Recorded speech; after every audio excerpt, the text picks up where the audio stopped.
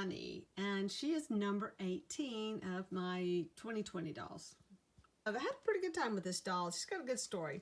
This body arrived with a head that was broken. I actually have two of these dolls, and one had a broken head, and the other, same hands and everything, had a broken hand. I think one of the hands is broken. So or foot, maybe it was a foot that was broken. But anyway, so at some point I had taken the one that had the broken limbs, probably had two broken limbs knowing some of the stashes I get. But I swapped the heads on the two dolls. This one that had the body, because the one, okay, I'm going to get this straight in a minute. The two dolls, both were broken. One had a broken head, the other one had broken limbs. So I took the head off of the one with the broken limbs and put it on the one with the full limbs. Okay, there's the story. Now the difference, there's a tiny bit of difference in the two heads. This was maybe a tiny bit smaller, and it was turned. This head was turned, so I really liked it better because the other one was just straight on, and I don't know. But the weird thing about these dolls is just in their sculpt, they have really big features like noses and mouths, which is really strange, and small eyes, and just totally different sculpt than anything else. So at this point, this is the only doll I have that looks like this, body-wise and everything. And I have lots of dolls, well over hundreds of dolls, maybe 500, who knows. I've got a stash. So anyway, I want to do something really fun with her. And I did name her Bonnie. I know I had all these great Irish names. I actually looked up Irish names, but I just want to keep it simple, because she's just pretty. So she needs to be named Bonnie. But she's got some flaming red hair, which I guess she could be Scottish as well or whatever, but I kind of like the whole Irish bit. You know me, I got to have the hair hanging down in the face so you can pull this out. Now, what I did on this doll that I don't normally do is I had to glue hair actually in lumps, clumps of hair onto the doll, which is a little different than the way I normally do it. Now, being that she's so small, you have to use pelts that are very, very thin. Pelts have the actual pelts are very thin. The skin is thin, so that it will fold over the curve easier. And you can use nice strips. Plus, this hair is super soft. Oh my gosh, it's just so soft. And I just didn't feel like her hair was thick enough, and so I added more hair. So I added more hair around her face and a little bit in the back, just a few pieces. So, but I definitely had to get some more going around her face because I didn't like her face not having thick hair. So I just want to do something fun with her. So I did the runny like mascara look and just very kind of haunted look about her. Her dress, there was two dresses to choose from. Now, like I said, the other sculpt was just practically the exact same size, but a little bit broader than this one, and gave her a little bit broader shoulders, and the dress that came on this body had broader, like a nice opening, which is really sad because this one has a pretty nice décolletage, but her shoulders are really small. So what I had to do to this doll, I had to bring in padding for her shoulders to kind of bring out her shoulders some. She got a little bit of understructure going to kind of help her fill out, and plus I added the dimension to her little body, so that her dress would stick out nicely. And whoever designed these things did not take into consideration that there would be bust on here. But I use batting. I make my own. I don't use like the pom-pom things that come with them because they're really weird. And they're never in the right place. So I am careful about putting them in a place that seems like where they would go. This dress dyed twice. It was white, and this is just as dark as I could get it. I could not get it to go black. It's that satin material. But what I did do is I took watered down black paint and I gave it a nice wash just to make it look dirty. And in doing that, it got a little wrinkle too. I mean, that's because I kind of crumple it to kind of wad it up when I'm doing that. Just so it won't stay in one place. Though it has a kind of a really cool, kind of took some of the sheen. It was very shiny too. So that took some of the sheen out. I think about this sculpt, her hands are monsters to draw. They're very detailed. They have this, but they overlap in such a weird way. I have like a lot of luck with this hand. And this hand right here, well, that one's just weird looking. And that fingernail is not right. I just want to show you those things because that's just the way she is. She's just got a weird fingernail.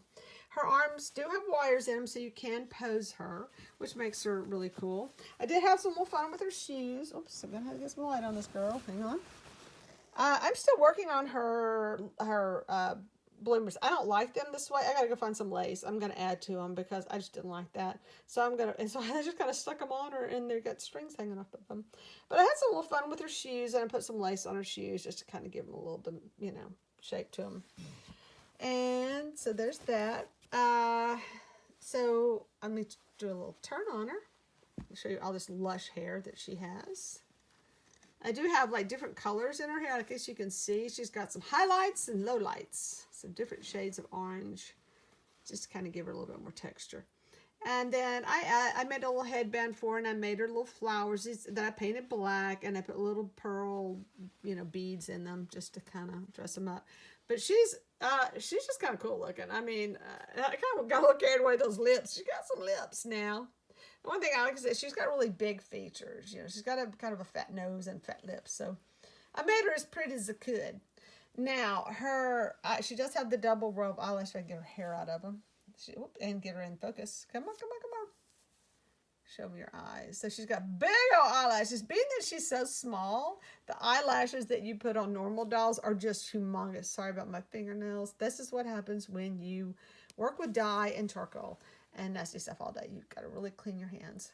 But she's got the typical 8, I said millimeter, whatever, typical size eyelashes you would put on a regular size doll. Because I said her face is a lot smaller than a regular doll. And then these are the 5.5. And so they look huge on her.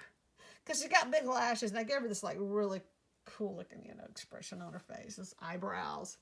So she's really pretty. So her name is Bonnie. She's so different. And if you don't buy any other of my other dolls, and you just want to buy one of my dolls, I would recommend you buy this one because she is very unique. Every now and then I'll do one that I probably, well, obviously I'm not going to do another one because I don't have this sculpt. So this is one of my one-of-a-kind sculpts, and doubly so because I swapped heads. So everything about her is pretty much one of a kind. And she's going to fall over. And I'm getting her a better stand. For some reason, I have all these oval stands that are fixing to find their way out of my house because they are so unstable. So she will have a better stand when you get her. But I just wanted to kind of get her down here, get her picture taken, get some video of her, put her up there so she can find a new home. And like I said, you can tell this is the new hair I had. It made such a difference because that is so thick and pretty. I'm so happy. I love how she came together. She's just totally different. Sometimes I do things that I look at and I go, oh, I did that? Wow, that's weird. That just sounds like something I would do. But she's one of those. She just pulled herself together in such a nice way. And I think of her being on a, windswept cliff somewhere. And, the blowing in the breeze. So, I'm sorry, I should have put it on her. As I was taking pictures of her, I just noticed she's just, from my phone. She has this very purposeful stance. I mean, I have her arms posed, obviously, but it's something about the way she's turned her head. Her head is tilted upward. And when I redid her, I did not glue her body. I don't know if you know about, like, older dolls. They didn't glue the dolls together. They stitched them under their arms. So her head will actually lean back a little bit more.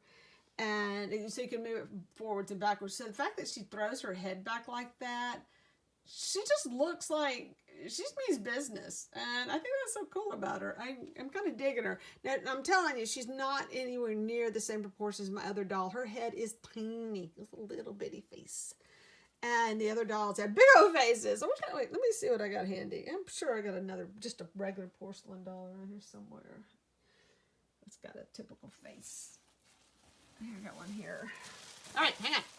So, there's it in a plastic bag. All right, so here's one of the typical face. And then there's hers.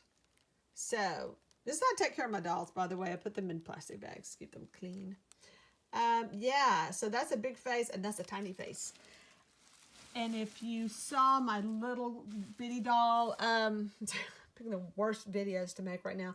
But you saw the little doll that I made named Ava, and has a very tiny face. She has the smallest face. It was very difficult working on these smaller faces. And because you're still using, I'm using all the tools that I use on my bigger dolls, and I really need to scale down on some of those tools because it does make a difference. But look at the way she's looking up like that. And she's got this eye is just like it's got tears in it. It's just the way it came out. And it's just kind of teary-eyed. But this one, you know, just looks glossy. The other one's like it's almost got a tear in it. She's so cool. But that's who she is. So that's Bonnie, and she is. I'm gonna be taking a break. So if you don't see any videos from me or posts from me, it's because I'm taking a little bit of a break so I can get some other stuff done, and then I'll get back to doing my dolls. And I'm back to trying to do 2 a week, and it's getting kind of hard. Too many things to do.